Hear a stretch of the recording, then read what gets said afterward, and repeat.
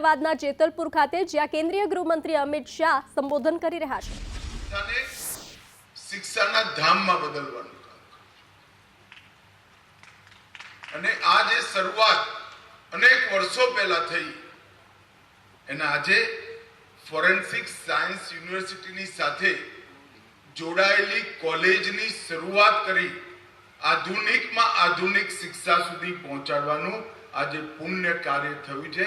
હું ખરેખર કાલુપુર ગાદી સંસ્થાનના સૌ ટ્રસ્ટીઓને હૃદયથી ખૂબ ખૂબ અભિનંદન અને બધાઈ આપું।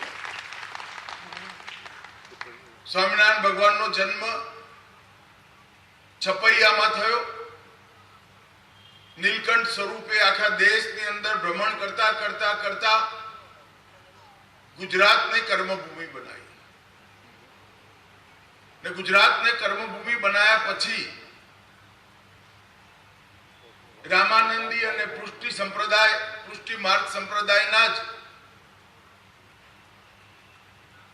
અનેક ક્લિષ્ટ નિયમોને સરળ બનાવી અહીંયા જ શિક્ષાપત્રી જગતના ઉદ્ધાર માટે આ દુનિયાને આપવાનું કામ સ્વામિનારાયણ ભગવાને કર્યું। અને સ્વામિનારાયણ સંપ્રદાય અત્યાર સુધી સમગ્ર જગતના કલ્યાણ માટે અનેકવિધ પ્રવૃત્તિઓ, અનેક મંદિરોના નિર્માણથી વ્યક્તિ, પરિવાર, એની અંદર ધર્મની આસ્થા, ધર્મની ચેતના જગાડવાનું કામ કર્યું। પરિવાર મજબૂત બને અને ભારતીય સંસ્કારો સુદૃઢ બને એના માટે સતત સત્સંગ ચલાવવાનું ચાલુ કર્યું ને અનેકવિધ સાધુ સંન્યાસીઓએ વ્યસન મુક્તિના કામમાં જોડાઈ અનેક લોકોના જીવનના સ્વાસ્થ્ય અને જીવનના માર્ગને નિવ્યસની બનાવવાનું કામ પણ કર્યું। પરંતુ સ્વામિનારાયણ સંપ્રદાયના મંદિરોએ સૌથી મોટું કામ ગુજરાતમાં જો કોઈ કર્યું હોય તો શિક્ષાનું કામ કર્યું। અનેક ગુરુકુલોની હારમાળા ચલાવી આદિવાસી હોય કે દલિત હોય કે ગામના કોઈ પણ ગરીબનો દીકરો હોય, દીકરી હોય, એના ભણતરની વ્યવસ્થા આ ગુરુકુલોએ કરી। મને આજે કોઈ ગુજરાતના રાજનીતિક ક્ષેત્રના કાર્યકર્તા તરીકે ગુજરાતની શિક્ષા વ્યવસ્થા પર જો બોલવા ઊભું કરે તો હું નિશ્ચિત રૂપે કહું કે સ્વામિનારાયણ સંપ્રદાય વગર ગુજરાતની સાક્ષરતાની કલ્પના થઈ જ ના શકે। એટલું મોટું યોગદાન સ્વામિનારાયણ સંપ્રદાયનું શિક્ષાના ક્ષેત્રમાં। અને આજે આ યશ કલગીમાં એક ઓર પીંછું, આ જેતલપુરની પ્રસિદ્ધ શિક્ષા સંસ્થાન, એની અંદર Narnarayan Shastri institute of technology, એમાં ફોરેન્સિક સાયન્સ યુનિવર્સિટી સાથે સંબંધ ગ્રેજ્યુએશન અને ડબલ ગ્રેજ્યુએશન સુધીની કોલેજની શરૂઆત થઈ છે। BSc forensic science, MSc forensic science, MSc cyber security, digital forensic, એના 5 વર્ષના ઇન્ટિગ્રેટેડ કોર્સ હવે જેતલપુરની અંદર ભણાવવામાં આવશે। અને આ કોર્સથી મને વિશ્વાસ છે, હું બહુ સાફ જોઈ રહ્યો છું, ન કેવલ દસક્રોઈ, ન કેવલ અમદાવાદ જિલ્લો, આખા ગુજરાતના યુવાનોને ફોરેન્સિક સાયન્સ ભણવા માટેનું કેન્દ્ર આપણું જેતલપુર આવનારા દિવસોમાં બનવાનું છે। મિત્રો, નરેન્દ્રભાઈએ જ્યારે ગુજરાતના મુખ્યમંત્રી હતા ત્યારે ગુજરાત ફોરેન્સિક સાયન્સ યુનિવર્સિટીની સ્થાપના કરી અને દેશની જનતાએ જ્યારે એમને દેશના વડાપ્રધાન બનાવ્યા ત્યારે ગુજરાત ફોરેન્સિક સાયન્સ યુનિવર્સિટીને નેશનલ ફોરેન્સિક સાયન્સ યુનિવર્સિટી બનાવવાનું કામ નરેન્દ્ર મોદીજીએ કર્યું. અને મારા માટે સૌભાગ્યનો વિષય છે કે બંને વખતે ગૃહમંત્રી હું જ હતો, એ વખતે આ ફોરેન્સિક સાયન્સ યુનિવર્સિટી પૂરી દુનિયામાં, આખી દુનિયામાં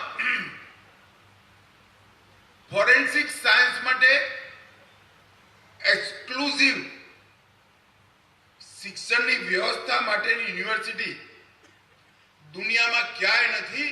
કેવળ ને કેવળ ભારતમાં, ગુજરાતમાં, અને આજ એની કોલેજ આપણા જેતલપુરમાં શરૂ થઈ છે, જે ભારતમાં 9મી કોલેજ. અને ફોરેન્સિક સાયન્સ યુનિવર્સિટી આવનારા દિવસોમાં એક એવું વટવૃક્ષ બનવાનું છે જે દુનિયાભરના ફોરેન્સિક સાયન્સના જગતમાં એજ્યુકેશન, ટ્રેનિંગ, રિસર્ચ, ઇનોવેશન અને પ્રેક્ટિકલી એ રિસર્ચ અને ઇનોવેશનને જમીન સુધી પહોંચાડવાની પ્રક્રિયાની સાથે આ ફોરેન્સિક સાયન્સ યુનિવર્સિટી જોડાયેલી રહેશે. મિત્રો, દેશના વડાપ્રધાન અને ગુજરાતના પનોતા પુત્ર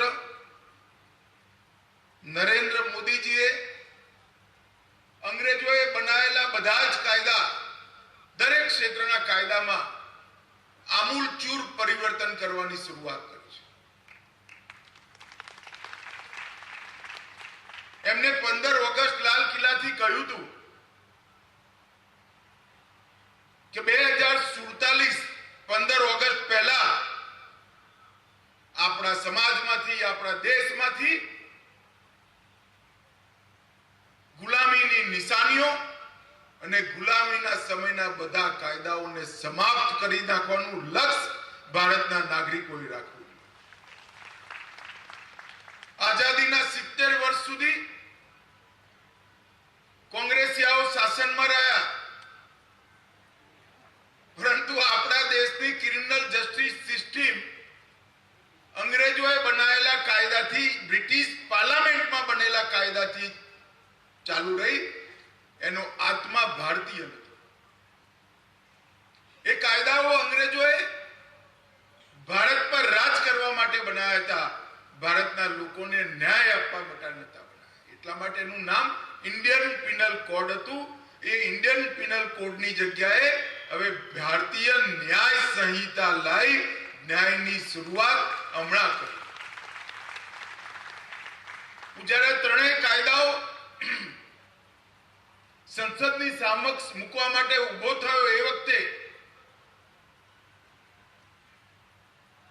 વિપક્ષે દર વખતની જેમ આમાં નવું શું છે,